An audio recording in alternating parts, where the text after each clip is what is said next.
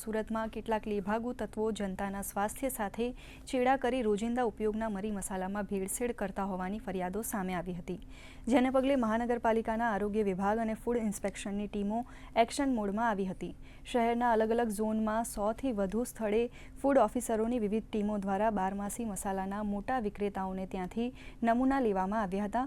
Food safety officer જિગીશા દેસાઈએ જણાવ્યું હતું કે વિવિધ સ્થળેથી હળદર પાવડર, મરચું પાવડર, ધાણા જીરું, અજમો અને જીરું જેવા રોજના વપરાશના મુખ્ય મસાલાઓના સેમ્પલ એકત્ર કર્યા છે અને તાત્કાલિક તપાસ માટે પબ્લિક હેલ્થ લેબોરેટરીમાં મોકલી આપ્યા છે। જો લેબોરેટરી રિપોર્ટમાં કોઈ પણ નમૂનો ફૂડ સેફ્ટી સ્ટાન્ડર્ડના ધારાધોરણો મુજબ સબ સ્ટાન્ડર્ડ કે અનસેફ માલુમ પડશે તો જે તે પેઢી કે સંસ્થા વિરુદ્ધ કડક કાયદેસરના પગલાં લેવામાં આવશે।